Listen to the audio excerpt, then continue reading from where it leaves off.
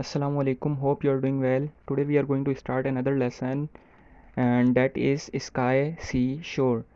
It's a poem, and I have selected this poem from class 6 English book. So let's get started. Sky sea shore poem का title है। Sky मतलब आसमान, सी मतलब समुंदर और शोर मतलब साहिल। साहिल यानी जो उसके किनारे होते हैं समुंदर के। तो रीडिंग स्टार्ट करते हैं। स्टार्स इन अ फ्रॉस्टी स्काई। फ्रॉस्टी यानी ठंडे, जिसके ऊपर हल्की हल्की लेयर जमी हुई हो बर्फ़ की। तो यहाँ कह रहा है स्टार्स इन अ फ्रॉस्टी स्काई यानी सितारे जो कि एक ठंडे आसमान के अंदर हैं। Crackles and bless. क्रैकल्स का मतलब होता है कड़कना और ब्लेस का मतलब होता है जोशीले अंदाज में भड़कना। तो यहाँ कह रहा है कि stars in a Frosty sky crackles and bless. सितारे जो हैं ठंडे आसमान के अंदर वो कड़कते और जोशीले अंदाज से भड़कते हैं। Streams in the lowland Meadows. Lowland यानी नशीबी इलाके और मेडोज़ यानी जो चरागाह होती है जहाँ घास वगैरह उगी हुई हो खुले मैदानों पर। और स्ट्रीम्स मतलब नदियाँ। तो यहाँ कह रहा है कि जो streams in the lowland meadows, जो नशीबी चरागाह के जो मैदान हैं उनमें जो नदियाँ हैं। Linger and less. लिंगर का मतलब होता है काफ़ी देर लगाकर आहिस्ता आहिस्ता आहिस्ता आहिस्ता चलना या एक जगह ठहर जाना। और लेस का मतलब है लेज़ी यानी सुस्ती। तो यहाँ कह रहा है बहुत ज़्यादा सुस्ती करना। तो यहाँ कह रहा है कि linger endless streams in the lowland meadows linger endless, क्योंकि ये जो लाइन है हमारी, वैसे तो एक line streams in the lowland meadows, लेकिन यहाँ इसका आपको प्रॉपर मतलब समझ में नहीं आएगा। तो जहाँ जो हमारा पूरा सेंटेंस है वो लिंगर एंड लेस तक कंप्लीट होता है। तो यहाँ तक हमारा पूरा एक क्लॉज कंप्लीट होता है। तो यहाँ कह रहा है कि नशीबी चरागाह के मैदानों में जो नदियाँ हैं वो हल्की रफ्तार और सुस्त हो जाती हैं, यानी उनकी रफ्तार बहुत हल्की हो जाती है और काफ़ी सुस्त हो जाती है। Shells on the sea shores gleam. Shells में यहाँ आपको दिखा देता हूँ, ये सिपियाँ टाइप जो होते हैं, जो आपको ज़्यादातर जो है ना साहिली पट्टियों पर मिलेंगे आपको देखने के लिए। तो यहाँ कह रहा है shells on the sea shores gleam. अब यहाँ कह रहा है कि जो समुंदर के किनारों पर, साहिल पर जो चमकते हुए जो शेल्स होते हैं, ढांचे होते हैं, washed by the tide. Tide कहते हैं समुंदर की लहरों को।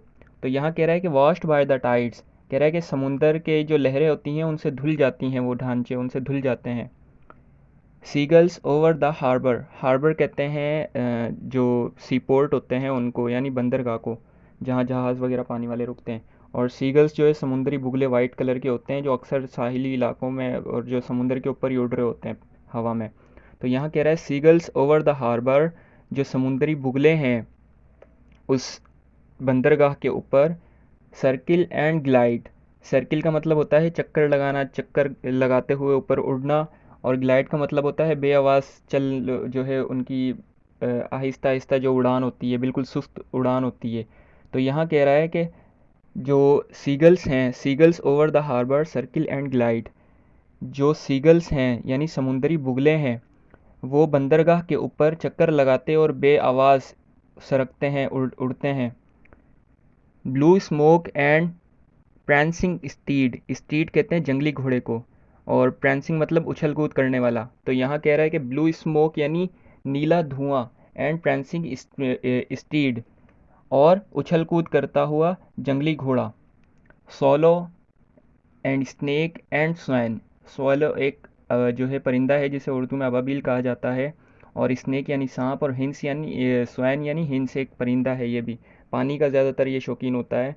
तो यहाँ कह रहा है swallow and snake and swan, यानी अबाबील, सांप और हिंस। हाउ मेनी मोर, और कितने सारे। परविंग ग्लिस्निंग S things in sky sea शोर। यहाँ कह रहा है, हम दो लाइनों को एक साथ, जो हमारी तीन लाइनें लास्ट, उनको एक साथ पढ़ेंगे तो आपको इसका मतलब समझ में आएगा। कह रहा है कि हाउ मैनी मोर, और कितनी सारी। कर्विंग कहते हैं मुड़े हुए को, और ग्लिस्टिंग कहते हैं जो झलकते हुए चमकते हुए चीज़ें होती हैं उनको। As things in sky sea शोर। अब यहाँ मैं तीनों को एक साथ कंबाइन करके आपको इसकी मीनिंग बताता हूँ।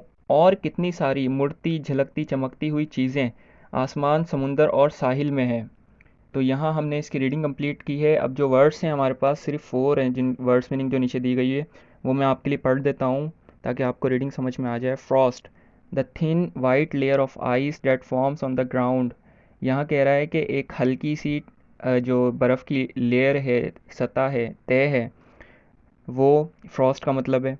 और लोलैंड मेडोज़ यानी जो नशीबी चरागाह होते हैं, grassy open sunny areas that often host a multitude of wild life and wild flowers, यानी जिनके ऊपर जंगली पौधे, जंगली जो है घास वगैरह उगी हुई होती है खुले मैदानों पर।